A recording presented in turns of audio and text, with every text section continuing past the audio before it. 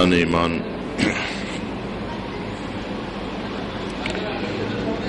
پیغمبر اکرم صلی اللہ علیہ وآلہ وسلم کا نہایت ہی مشہور و معروف ارشاد ہے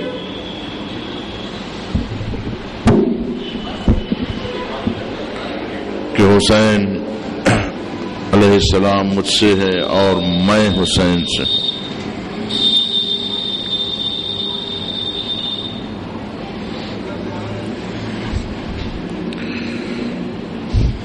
چنانچہ اس سے پہلے بھی عرض کیا جا چکا ہے اور مختلف مضامین، مختلف بیانات اس حدیث شریفہ کے ذیل میں ذکر کیے جا چکے ہیں۔ مجھے تمام مباحث کا جائزہ نہیں لینا ہے،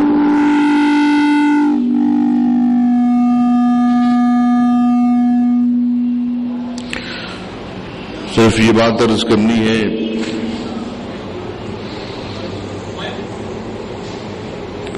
کہ اس پہلے جملے میں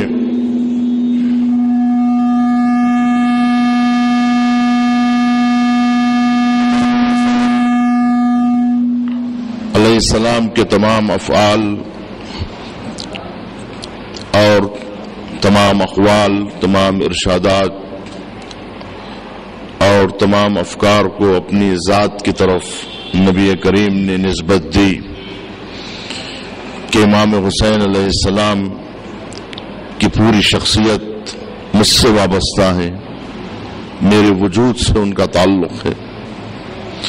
اسی لیے کہا جاتا ہے کہ اس جملے کا سمجھنا اور اس جملے کا درک کرنا بدیہی ہے، آسان ہے، اس میں تأمل کی اور غور و فکر کی ضرورت نہیں ہے، لیکن اس دوسرے جملے میں نہایت غور و فکر کی ضرورت ہے کہ جہاں نبی کریم یہ ارشاد فرما رہے ہیں انا من الحسین، کہ میں امام حسین سے ہوں، تو چنانچہ اس دوسرے ٹکڑے سے متعلق، اس دوسرے جملے سے متعلق بہت کچھ کہا جا چکا ہے،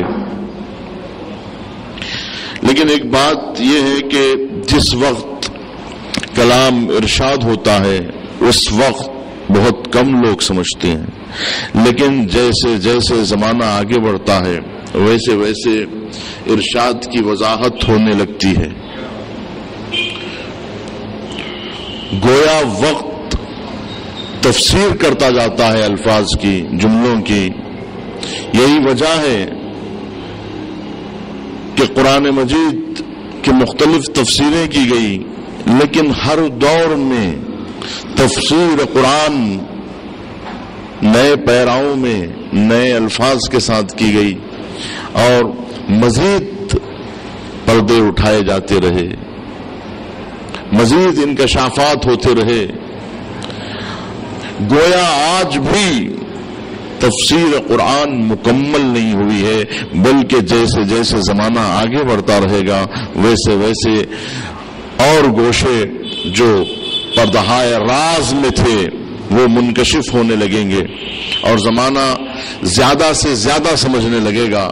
اسی طرح سے کربلا کی تفسیر بھی مکمل نہ ہو سکی ہے، بلکہ جیسے جیسے زمانہ آگے بڑھتا رہے گا، جیسے جیسے دور آگے بڑھتا رہے گا، واقعات کربلا پر سے پردے اٹھتے رہیں گے، اور جیسے زمانہ ترقی کرتا رہے گا اس روشنی میں، علم اور سائنس کی روشنی میں، فکر و شعور کی روشنی میں، وہ گوشے جو انسانی فہم کی نارسائی کی وجہ سے، انسان کے ذہن کی کوتاہی کی وجہ سے اور اس کے ادراک و فہم کی کوتاہی کی وجہ سے جو وہ درک نہ کر سکا، وہ گوشے مزید واضح ہوتے رہیں گے۔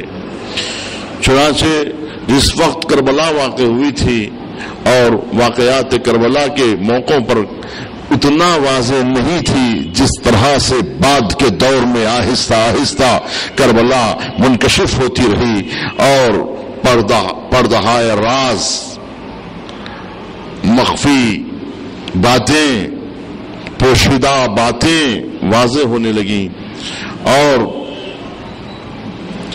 زمانے کی رفتار واضح کرتی رہی۔ اس کا مطلب یہ ہے کہ اب بھی یہ سلسلہ جاری ہے، اب بھی کوئی اس بات کا دعویٰ نہیں کر سکتا کہ کما حقہ ہم نے ادراک کر لیا ہے۔ دعویٰ کرنے والے بہت گزرے اور اب بھی موجود ہیں، لیکن یہ دعویٰ وقت کی رفتار کے ساتھ باطل ہوتا جاتا ہے، کیونکہ وقت یہ بتاتا ہے علم کی ترقی اور انسانی فہم و ادراک کی وسعتیں اس بات کو ثابت کرتی ہیں کہ انسان پہلے سے زیادہ اب سمجھنے لگا ہے۔ تو لہذا اس 1400 برس کے عرصے میں مختلف تفسیریں کی گئی، مختلف، کیونکہ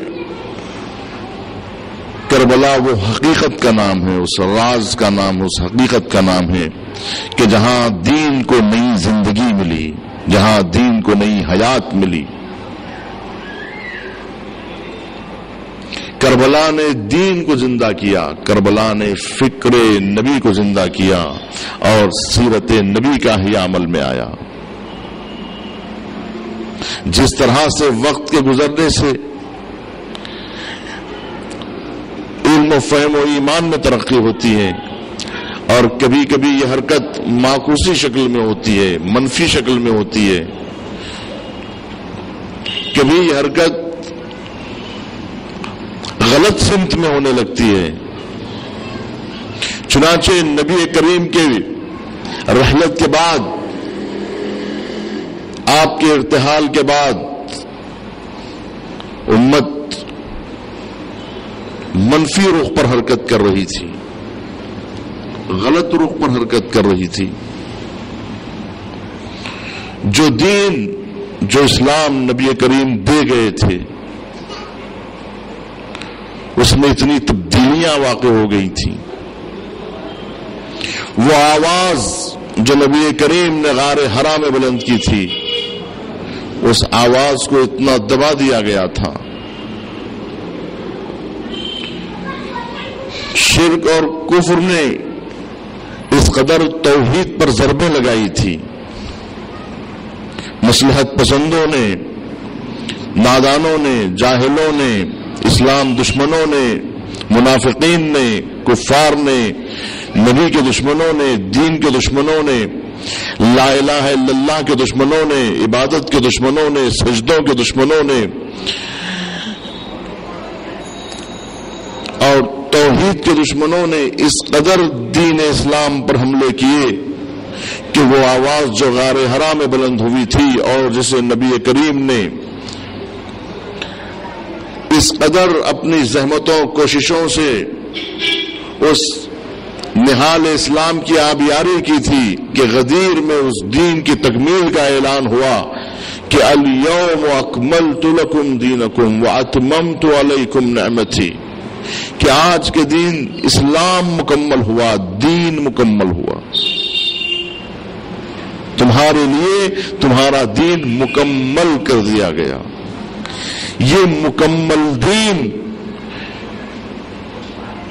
جو نبی کریم جس کا اعلان 10ویں ہجرت میں کرتے ہیں اور 11ویں ہجرت میں نبی کریم کی رحلت واقع ہوتی ہے، 61 ہجری میں کربلا واقع ہوتی ہے، تو 11 ہجری سے 61 ہجری تک اس 50 سال کے درمیانی عرصے میں اس قدر توحید پہ ضربیں لگائی گئی اور سنت نبی کو اس طرح سے پامال کر دیا گیا، سیرت رسول کو اس طرح سے بھلا دیا گیا کہ امام حسین علیہ السلام آواز بلند کرتے ہیں سن 60 ہجری میں کہ اسیر و بصیرت جدی و ابی، میں نانا رسول اللہ اور بابا علی مرتضیٰ کے نقوش کو اور ان کی دین کی اور سیرت نبی کے احیاء کے لیے میں اقدام کر رہا ہوں۔ تو گویا اس 50 سال کے عرصے میں سیرت نبی کو ایسے بدل دیا گیا تھا، دین نبی کو ایسے بدل دیا گیا تھا کہ اگر امام حسین علیہ السلام اس دین کا احیاء نہ کرتے اور کربلا میں احیاء دین عمل میں نہ آتا، احیاء شریعت عمل میں نہ آتا،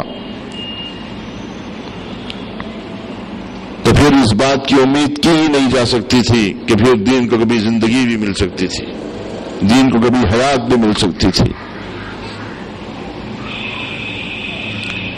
تو یہی وہ احیاء دین کا مسئلہ تھا، یہی وہ احیاء شریعت کا مسئلہ تھا، یہی وہ احیاء لا الہ الا اللہ کا مسئلہ تھا، یہی وہ احیاء عبادت کا مسئلہ تھا کہ جس کے لیے نبی کریم نے ارشاد فرمایا تھا کہ انا من الحسین، میں حسین سے ہوں، یعنی یہ دین محمد اگر باقی ہے تو حسین کی وجہ سے، شریعت حسین سے وابستہ ہے، دین حسین سے وابستہ ہے، اور امام حسین علیہ السلام ہی دین نبی کا احیا کر سکتے تھے، اس لیے کہ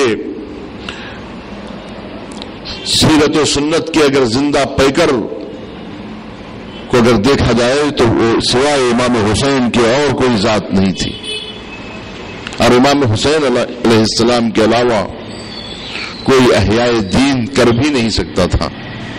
جو خود مردہ ہوں وہ دین کو کیا زندگی دے سکتے ہیں؟ صلوات پڑھے محمد والوں۔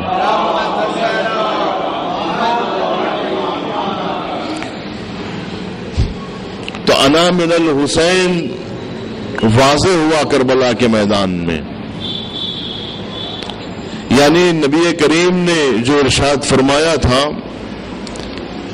سن 11 ہجری سے پہلے، اپنی رحلت سے پہلے جو کلام ارشاد فرمایا تھا، اس کلام کی وضاحت سن 61 ہجری کے بعد ہوئی کہ اس لفظ کو پیکر ملا، اور اس لفظ کو کی تشریح اور تفسیر ہوئی کربلا میں آ کر کے انا من الحسین کا مفہوم کیا ہے۔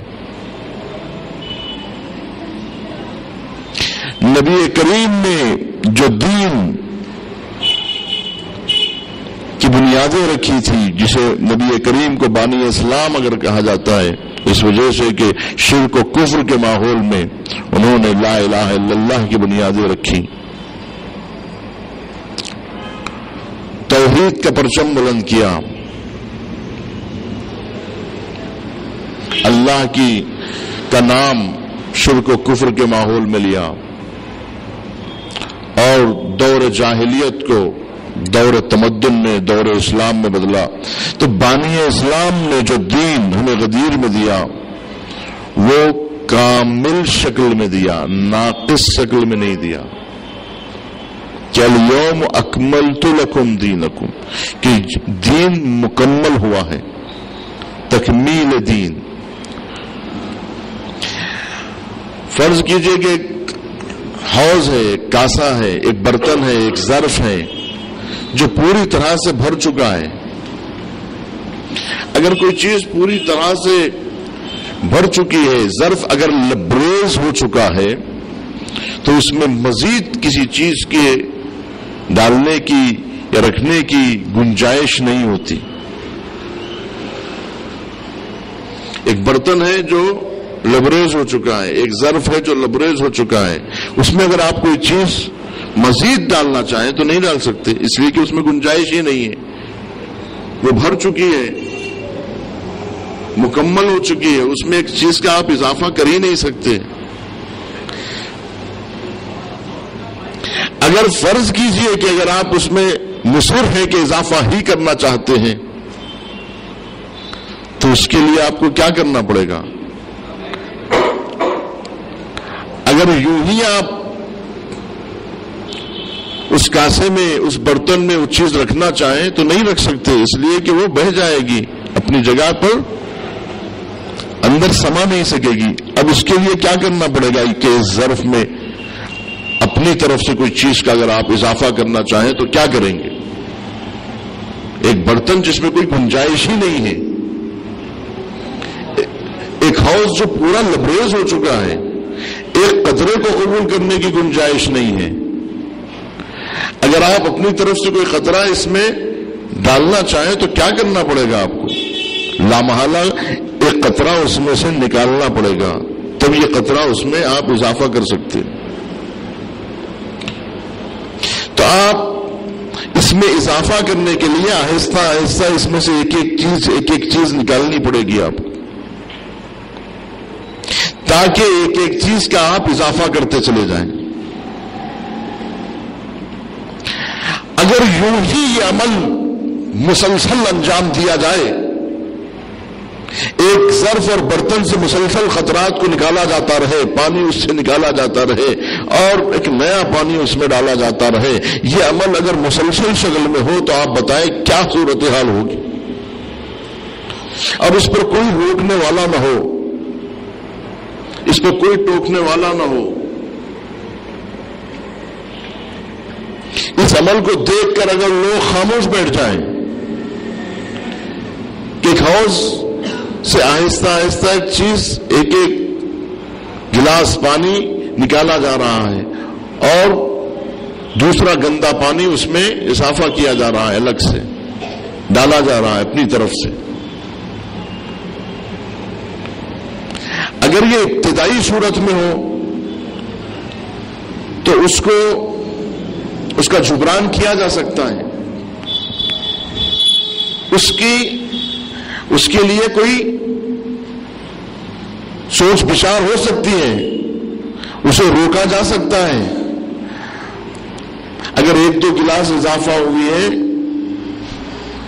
حوض میں، اگر ایک دو گلاس کا اپنی طرف سے آپ نے اضافہ کر دیا ہے اور ایک دو گلاس نکالی گئی ہے اور اپنی طرف سے اس میں اضافہ کیا گیا ہے تو اس کا جو ہے جبران کیا جا سکتا ہے. لیکن اگر یہ عمل مسلسل ہوتا رہے تو کیا ہوگا؟ جو اس کی ابتدائی شکل تھی وہ اب باقی رہے گی یا اس میں اتنی ملاوٹ ہوگی بلکہ اصل تو باقی ہی نہیں رہے گی. اصل ختم ہو جائے گی، حقیقت ختم ہو جائے گی، صداقت اور سچائی ختم ہو جائے گی. اگر ایک ایک سچ کو آپ نکالتے رہیں، ایک سچی کتاب، ایک معتبر کتاب جس میں سارے احادیث صحیح ہوں، فرض کیجئے 1000 احادیث کی معتبر ترین احادیث کی کتاب آپ کے پاس ہے. اب اس میں کسی ایک حدیث کا آپ اضافہ کر ہی نہیں سکتے. اب ایک حدیث کا آپ اضافہ کرنا چاہیں تو اس سے ایک حدیث نکالیں گے اور گڑی ہوئی ایک حدیث کا اس میں اضافہ کریں گے. اس طرح سے اگر 2-3 حدیثیں اگر آپ نے کر دی تو پھر اس میں ملاوٹ پیدا ہو جائے گی اور اس کی پوری احادیث پر ایک حرف پیدا ہو جائے گا اس کی صداقت پر کہ اب ہر آیت کو، کیونکہ اگر 1-2 جھوٹ والی روایتیں بھی اس معتبر ترین کتاب میں اگر آپ رکھ دیں اور یہ نہ بتائیں کہ اس میں سے کون سی ہے، تو اب ہر حدیث کو آپ کو کھنگالنا پڑے گا، ہر حدیث کی بررسی کرنا پڑے گا، کیونکہ اب پوری کتاب کے اوپر حرف آ گیا ہے. کیونکہ ایک معتبر ترین کتاب میں سے 2-3 حدیثیں اس میں سے معتبر نکال کر اور جعلی حدیثیں اس میں اضافہ کر دی گئی ہیں، وضعی حدیثیں، گڑی ہوئی حدیثیں اس میں شامل کر دی گئی ہیں اور کس جگہ پر ہے اس کا کوئی پتہ نہیں ہے. تو اس کا مطلب یہ ہے کہ اب ہر حدیث کو چھاننا پڑے گا، اب ایک زحمت ہو جائے گی کیونکہ مخلوط ہو چکی ہے چیز اور کہاں پر ہے پتہ نہیں چل رہا ہے. لہذا ہر حدیث اب مشکوک ہو جائے گی. اس کے لیے ہر حدیث کو پر جانچ کرنا پڑے گا اور کسوٹی پر تولنا پڑے گا. لیکن اگر آپ آہستہ آہستہ ایک ایک حدیث نکالتے جائیں، وضعی حدیث، جعلی حدیث کا اضافہ کرتے چلے جائیں اور یہ عمل 1000 مرتبہ تکرار ہو جائے، اگر 100 مرتبہ تکرار ہو پھر بھی کہا جائے گا کہ 900 حدیثیں تو معتبر ہیں، اس میں سے 100 حدیثیں مشکوک ہیں، ہے نا. لیکن اگر یہ عمل 100 مرتبہ نہیں بلکہ 1000 مرتبہ دہرایا گیا ہے، اگر 1000 مرتبہ دہرایا گیا ہے تو اس کا مطلب یہ ہے کہ اب اس میں ایک حدیث بھی اب صحیح نہیں بچی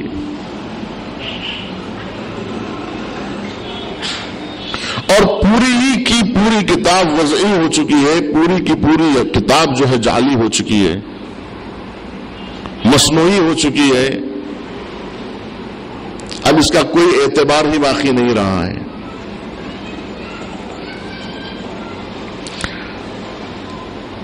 اب یہ کام بہت مشکل ہو جائے گا کہ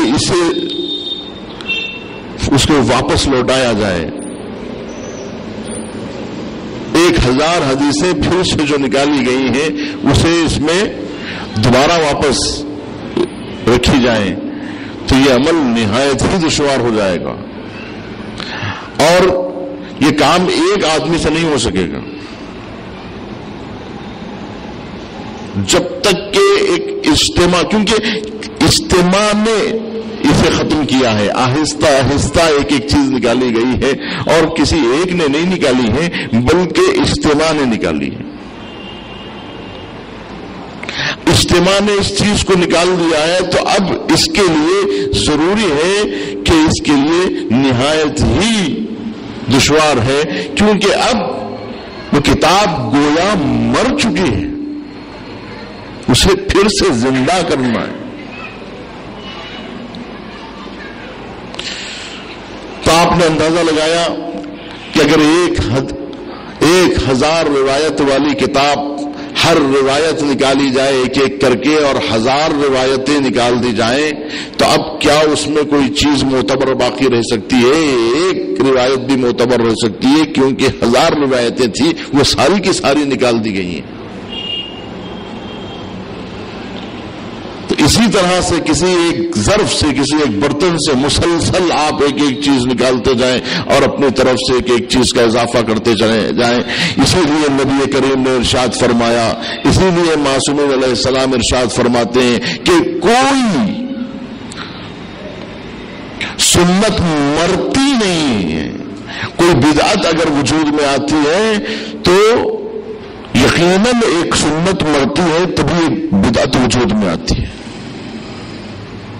ایک نئی چیز اگر وجود میں آپ کو لانا ہے تو ایک حقیقت کو آپ کو، ایک مجاز کو آپ ایک جھوٹ کو اگر آپ کو اضافہ کرنا ہے تو ایک سچ کو ختم کرنا پڑے گا تو ایک جھوٹ کا اضافہ ہوگا. تو کوئی سنت مرتی نہیں ہے، سنت مرے گی جب کوئی بدعت وجود میں آئے گی. کیونکہ اگر آپ ایک چیز کو اگر آپ اضافہ کریں گے، کیونکہ وہ چیز پور ہے. اصل چیز کیا ہے؟ دین کامل ہے. اس کامل دین میں آپ تصرف کرنا چاہ رہے ہیں. کامل دین میں تصرف کیا ہی نہیں جا سکتا ہے. اپنی طرف سے کوئی چیز ایجاد کر کے اس میں اضافہ کیا ہی نہیں جا سکتا ہے. اگر آپ اپنی جانب سے کوئی چیز کا اضافہ اس میں اگر آپ کر رہے ہیں تو یا تو یہ کہ آپ اسے ناقص سمجھ رہے ہیں، آپ کامل کرنا چاہتے ہیں.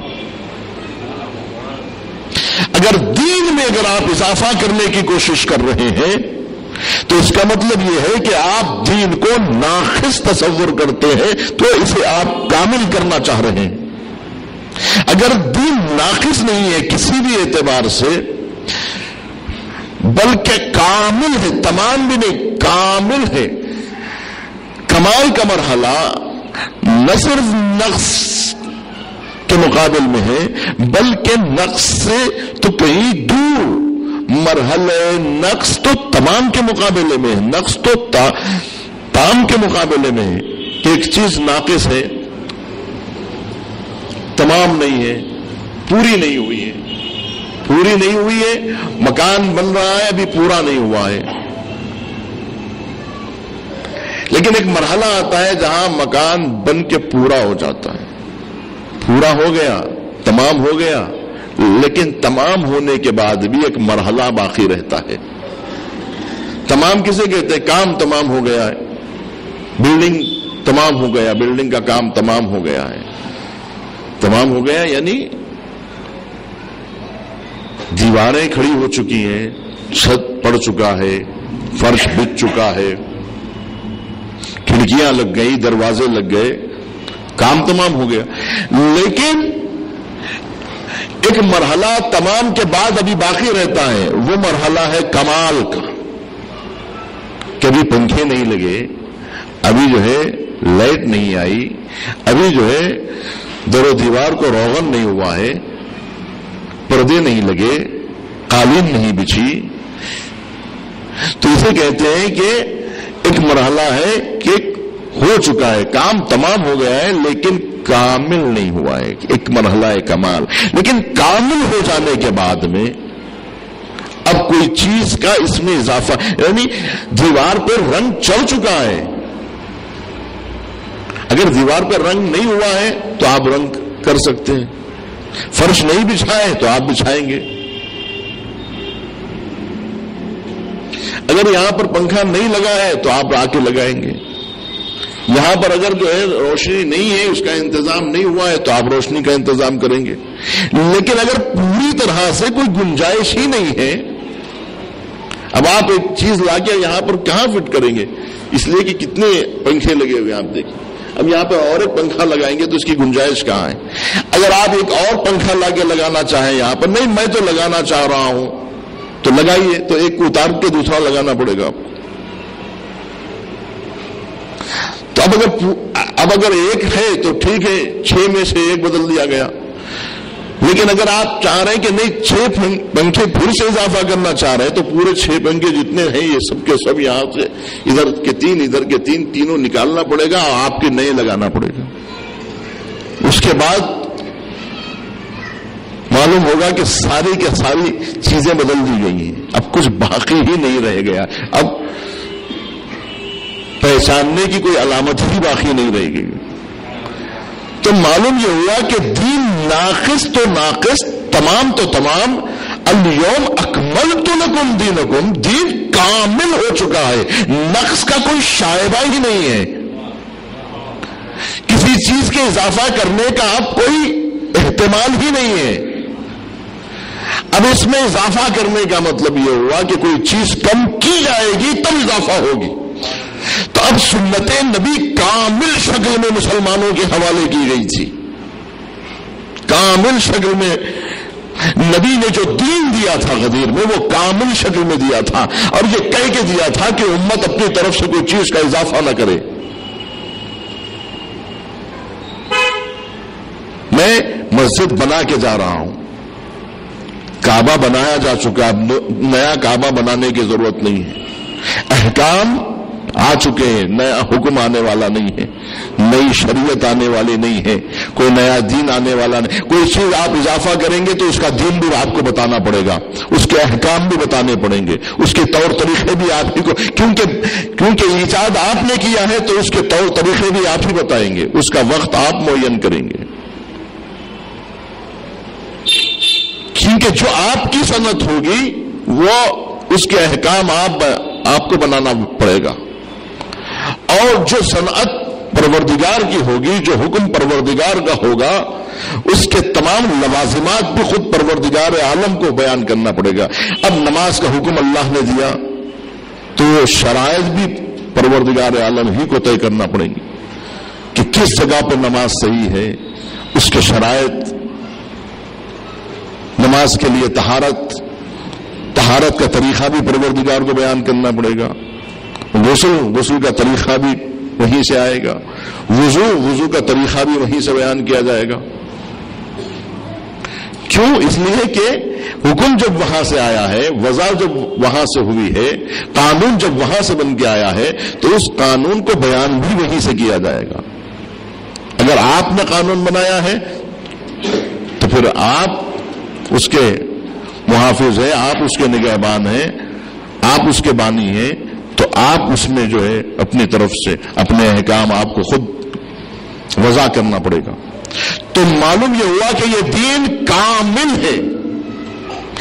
اگر کوئی دین کو کامل نہیں مانتا، اس کا مطلب یہ ہے کہ وہ غدیر ہی کو نہیں مانتا۔ صلوات پڑھے محمد والے۔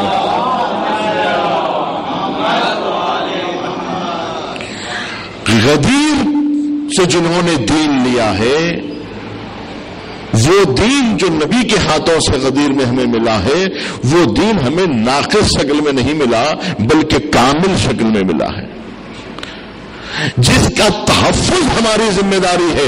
اس میں رد و بدل کی کوئی گنجائش ہی نہیں ہے، اس میں تصرف کی کوئی گنجائش ہی نہیں ہے، اس میں کوئی کمی بیشی کا کوئی امکان ہی نہیں ہے، نہ کوئی چیز کا اضافہ کیا جا سکتا ہے، نہ کوئی چیز کو کم کیا جا سکتا ہے، دین سے نہ کوئی چیز نکالی جا سکتی ہے، نہ کوئی چیز دین میں داخل کی جا سکتی ہے۔ صلوات پڑھے محمد والے۔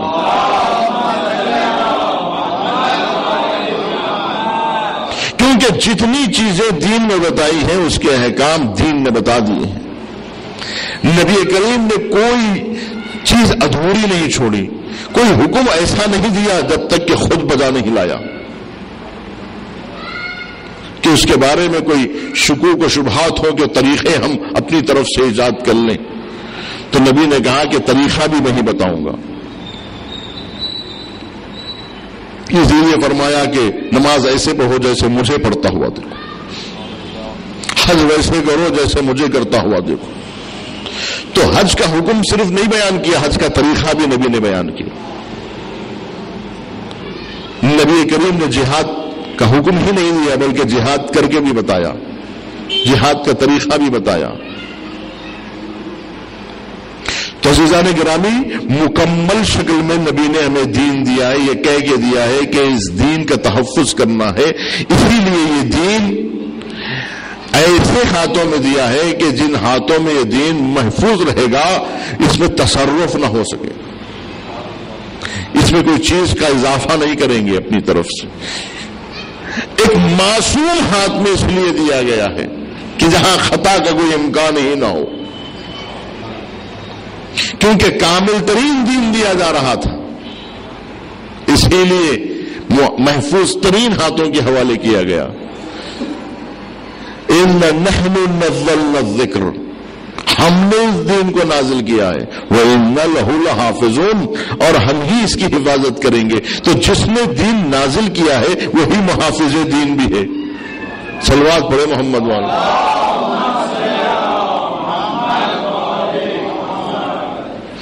لیکن رفتار زمانے سے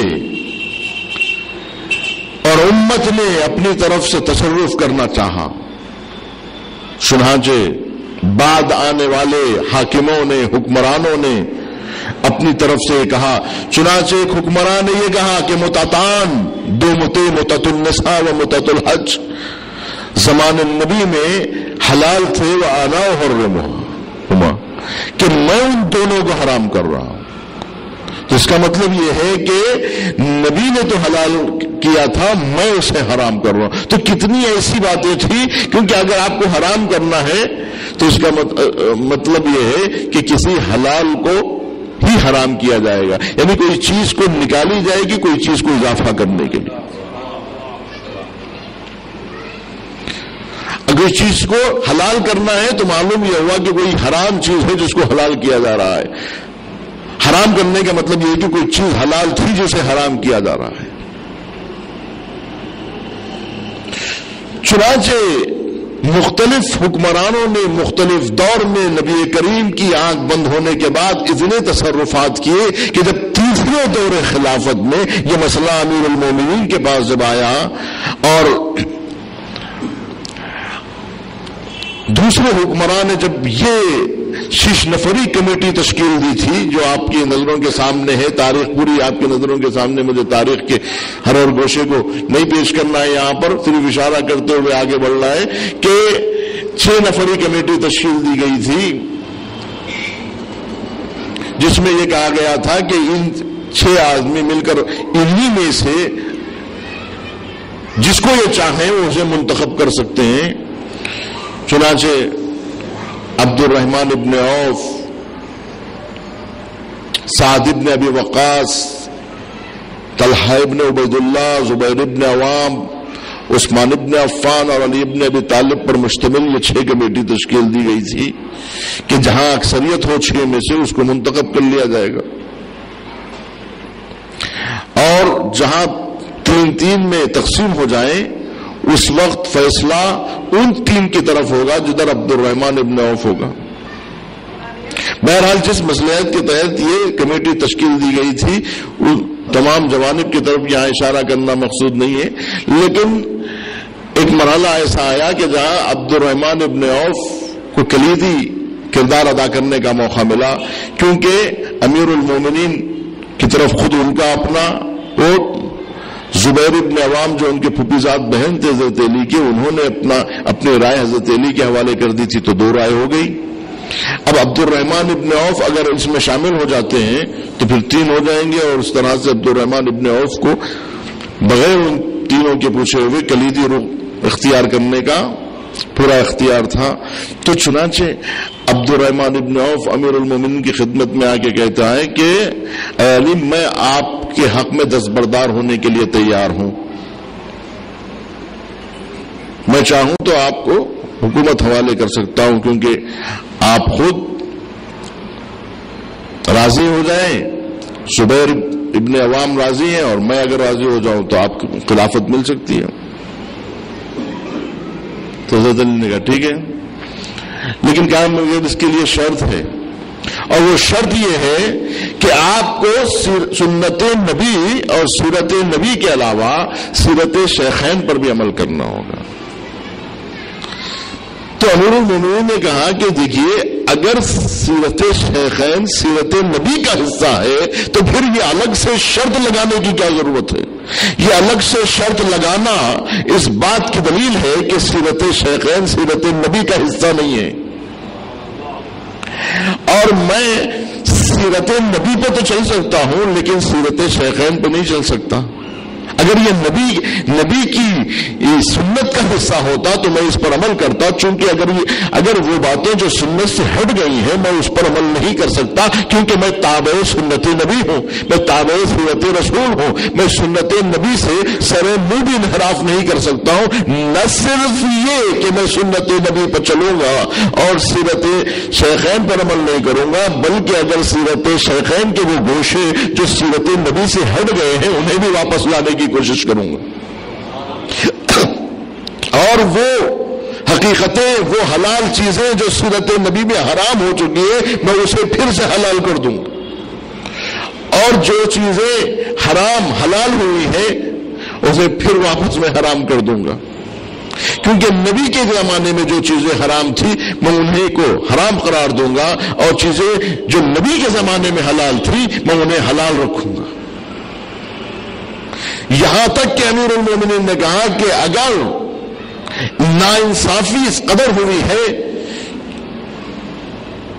کہ اگر کنیزیں بھی خریدی گئی ہیں تو انہیں بھی واپس کرواؤں. جو حق غصب کیا گیا ہے, جن کا حق غصب کیا گیا ہے انہیں میں واپس لانے کی کوشش کروں. یہ وہ انتہائی سخت گیر موقف تھا ان کی نظر میں, کیونکہ جب شریعت سے چیز ہٹ جاتی ہے تو بہت سخت نظر آتی ہے. تو یہ لوگ کہتے ہیں کہ اتنی باریکیوں میں نہیں جانا چاہیے کیونکہ اتنا اس میں اضافہ کر دیا گیا ہے کہ اب اسلام باریک نظر آنے لگا. تبھی تو کہا کہ صراط مستقیم بال سے زیادہ باریک ہے.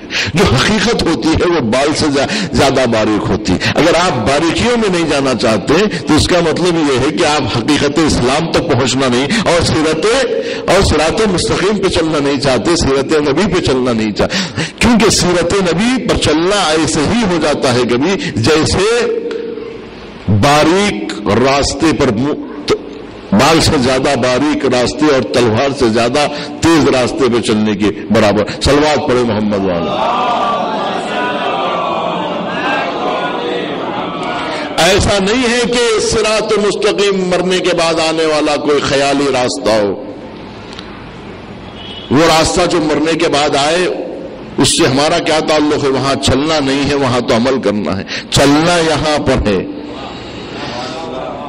چلنا جو ہوتا ہے صراط راستہ زندگی میں طے کرنا پڑتا ہے, جس کا نتیجہ آخرت میں معلوم ہوگا کہ راستے پہ سیدھا چلے تھے کہ راستے پہ سیدھے نہیں چلے تھے.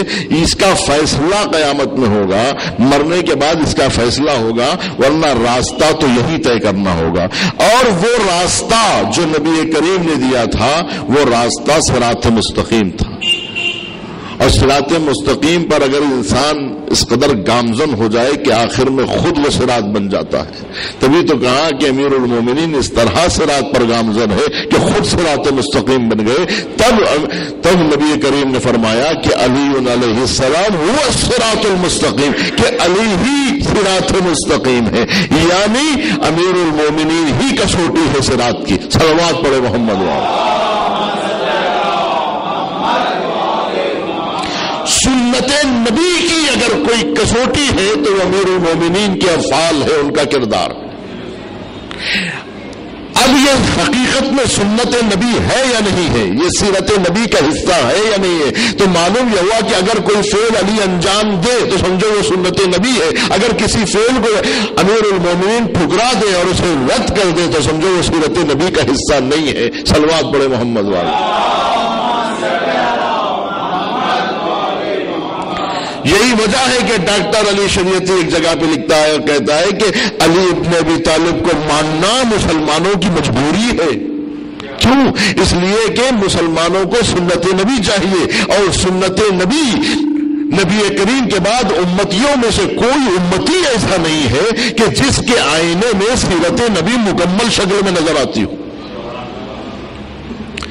ہر آئینہ کرچی ہے، ہر آئینہ ٹوٹا ہوا ہے، ہر آئینہ ناقص ہے، ہر آئینہ ایک رخ کو تو بیان کر سکتا ہے لیکن سراپا کیوں نہیں بیان کر سکتا۔ کوئی ایسا بلند قامت آئینہ ہو جس میں کوئی عیب نہ ہو، کوئی نقص نہ ہو، اور کوئی اس کے اندر ایسا سن نہ ہو کہ جو تصویر کو پوری طرح سے پیش کر سکے، مظہر صفات نبی ہو، مظہر سنت نبی ہو، مظہر سیرت نبی ہو، کہ نبی کی سیرت مکمل شکل میں سراپا نظر آئے، اس طرح سے نظر آئے کہ اٹھے تو محمد دکھائی دے، بیٹھے تو محمد نظر آئے، سو جائے تو کفار کو محمد ہونے کا شبہ ہو جائے۔ صلوات پڑھے محمد والے۔ تو یہ ہے سیرت نبی، سنت نبی۔ تو اصل مسئلہ سنت نبی کا ہے، جس کے تحفظ کے لیے امیر المومنین نے پوری زندگی تحفظ سنت نبی میں گزاری۔ امیر المومنین کیوں پسند نہیں آتے تھے امت کو؟ اس لیے کہ جن کو سنت نبی نہیں چاہیے تھی، جو مکمل طور پر سیرت نبی پہ چلنا نہیں چاہتے تھے، سیرت نبی کو باریک تصور کر رہے تھے اور ان باریکیوں میں نہیں جانا چاہ رہے تھے، وہ لوگ جو حقیقت سے انحراف کرنا چاہ رہے تھے، وہ لوگ امیر المومنین کو کب پسند کر سکتے تھے؟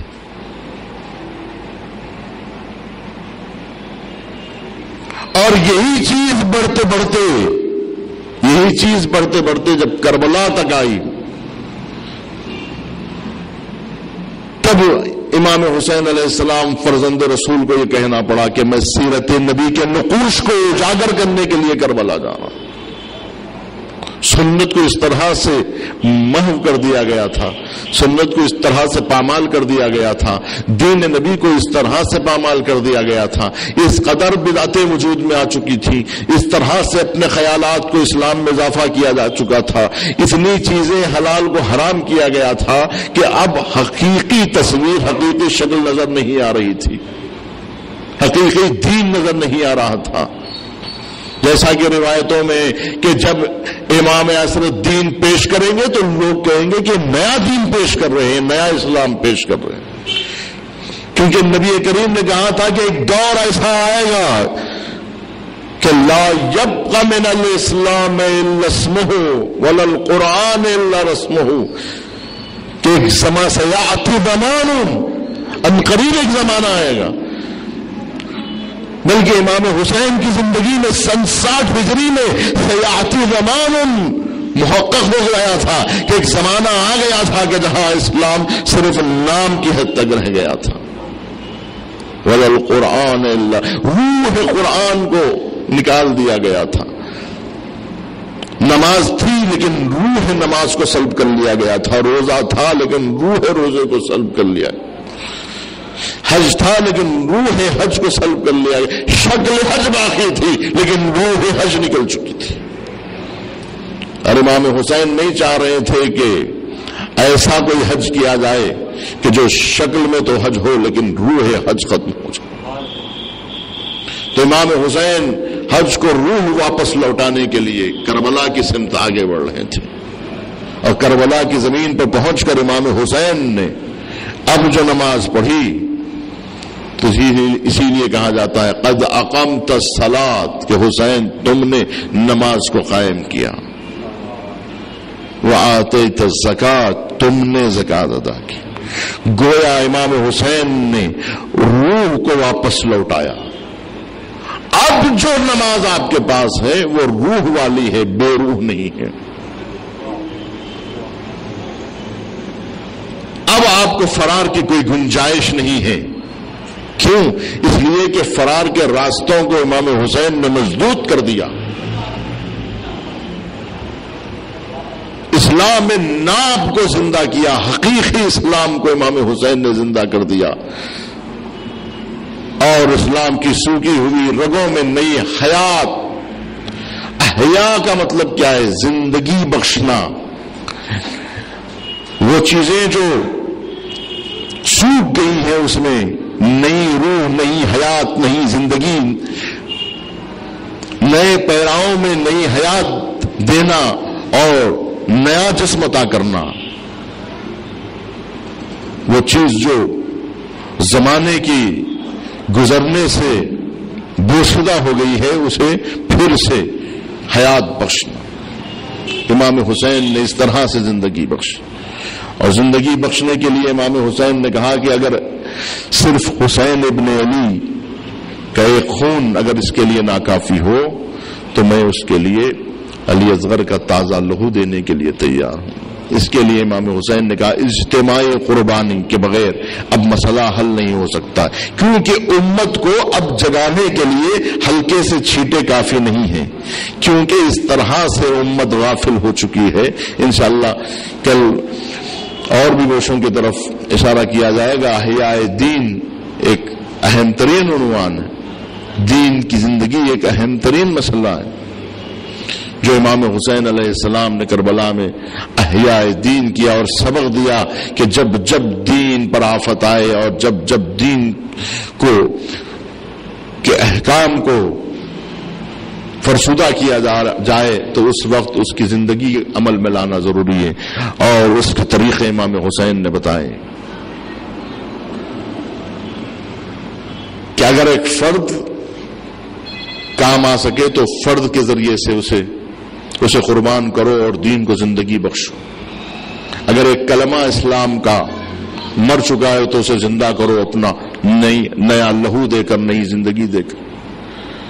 لیکن جب اس طرح سے فرد کافی نہ ہو تب اجتماعی قربانی اس وقت کا تقاضا تھا۔ اگر امام حسین علیہ السلام بھی امیر المومنین کی طرح محراب عبادت میں اپنے سر کا نذرانہ دے دیتے تو بری الذمہ تو ہو جاتے، لیکن وقت کا تقاضا پورا نہ ہوتا۔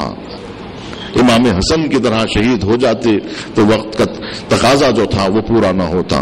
جو دور امام حسین علیہ السلام کا تھا، اب لوگ کہتے ہیں جب بابا نے ایک قربانی دی تھی تو بیٹا بھی ایک ہی قربانی دے دیتا، بھائی نے ایک قربانی دی تھی تو امام حسین بھی مدینے کے اندر ولید کے دربار میں اپنی قربانی کا نذرانہ پیش کر دیتے، ختم ہو گئی تھی بات۔ لیکن امام حسین علیہ السلام کا جو دور تقاضا کر رہا تھا وہ دور اور تھا، امام حسن کے دور سے الگ دور تھا۔ امام حسن کے دور میں فرد کی قربانی کافی تھی، امیر المومنین کے دور میں فرد کی قربانی کافی تھی۔ اگر امیر المومنین امام حسین کے دور میں ہوتے تو وہی کرتے جو امام حسین نے کیا۔ امام حسن بھی اگر امام حسین کے وقت ہوتے تو وہی کرتے جو امام حسین نے کیا۔ کرنا تھا جو وہی کیا آخر حسین نے، بدلہ دغا کا لے لیا آخر حسین نے۔ بیعت کے طالبوں نے دیا تھا حسن کو زہر، بیعت کو زہر دے دیا آخر حسین۔ صلوات پڑھے محمد۔ لیکن یہ زندگی دینے کے لیے امام نے کتنی زندگیاں قربان کر دی، دین اسلام کو زندگی دینے کے لیے اہمیت بتائی ہے دین کی امام حسین نے۔ دین کی ارزش کربلا میں آ کے معلوم ہوتی ہے، دین کی اہمیت کا اندازہ کربلا میں آ کے ہوتا ہے کہ جس دین کو ہم مذاق بنائے ہوئے ہیں اس دین کے لیے امام حسین نے اپنے قربانیاں پیش کی۔ اپنے آپ کو بچانے کے لیے مصلحت مصلحتوں کی آڑ میں اپنی ذات کو بچانے کے لیے اسلام کی قربان ہوتا ہوا لوگ دیکھتے ہیں. لیکن وہ کیسے تھے؟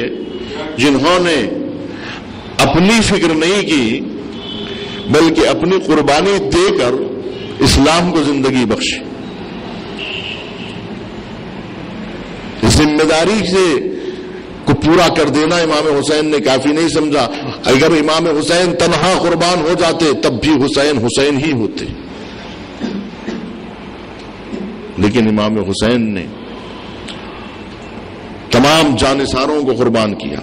اور اگر امام حسین ان جانثاروں سے پہلے شہید ہو جاتے تب بھی حسین حسین ہی رہتے، داغے جگر نہ دیکھتے، کڑیل جوان کا تڑپنا نہ دیکھتے، علی اصغر کا ہاتھوں پہ قربان ہونا نہ دیکھتے، قاسم کا لاشا نہ اٹھاتے، اور محمد کے لاشیں نہ اٹھاتے، پہلے خود قربان ہو جاتے. لیکن امام حسین نے ایسا بھی نہیں کیا، بلکہ امام حسین نے اپنی آنکھوں کے سامنے اپنے لخت جگر کو تڑپتا ہوا دیکھا. امام حسین نے سب سے نزدیک ترین قربانی اپنے ہاتھوں پہ دی کہ فانقلب الصبی علی یدی الامام کے بچہ باپ کے ہاتھوں میں منقلب ہو گیا. یہی نہیں بلکہ امام حسین اس وقت بھی حسین ہی ہوتے جب امام حسین جوانوں کا نذرانہ پیش کر دیتے لیکن خواتین کو ساتھ لے کے نہ آتے.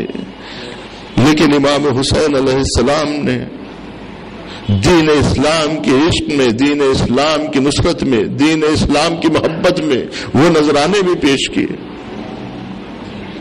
امام حسین بری ذمہ ہو جاتے اور قیامت پہ امام حسین سے سوال بھی نہ ہوتا.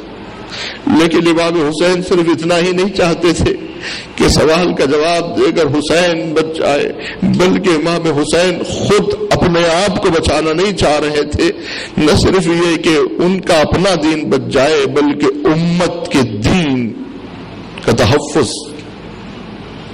امام حسین علیہ السلام نے اپنی ذمہ داری کو اس حد تک سمجھا کہ یہاں تک کہ اپنے ساتھ وہ بیویاں بھی ساتھ میں لے کے آئے تھے کہ شہادت کے بعد بھی یہ پیغام پہنچے اور دین کا احیاء عمل میں آئے.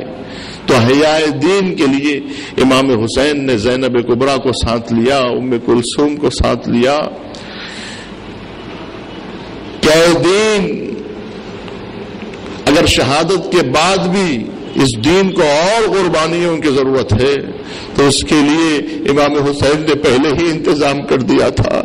جب آخری رخصت کے لیے حسین خیمے میں آئے تو یہی کہا، بہن بلائیں آنے والی ہیں لیکن تمہیں صبر کرنا ہوگا.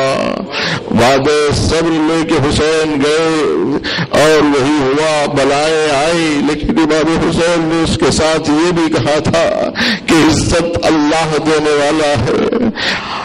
دیکھو بلائیں تو آئیں گی، مصیبتیں تو آئیں گی، قید بند کی زندگی تو گزارنی پڑے گی، اس کے لیے تیار رہنا ہوگا. بہن تیار رہنا ہوگا، میرے بعد وہ حالات بھی پیدا ہوں گے کہ سروں سے چادریں چھینی جائیں گی، خیام میں آگ لگائی جائے گی، بچے تماچے کھائیں گے، قید و بند کی زندگی گزارنی پڑے گی، بیمار کے ہاتھوں میں ہتھکڑیاں پہنائی جائیں گی، پیروں میں بیڑیاں پہنائی جائیں گی، قید خانے میں زندان میں ڈالا جائے گا.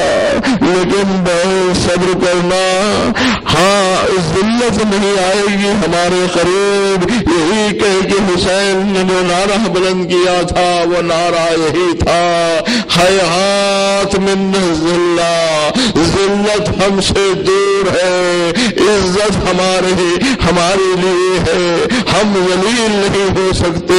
لاشوں پہ سے گھوڑے دوڑا دیے گئے لیکن آل محمد نے ذلت قبول نہیں کی. سروں سے چادریں چھین لی گئی لیکن آل محمد نے ذلت قبول نہیں کی. خیام میں آگ لگا دی گئی لیکن اہل حرم نے ذلت قبول نہیں کی.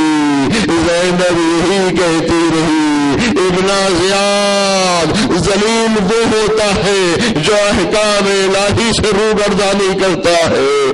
ہم ذلیل نہیں ہوئے۔ زینب نے آن محمد کے لاشوں پر سجدہ کر کے بتا دیا کہ زینب لاشوں پر صبر نہیں بلکہ شکر کرتی ہے۔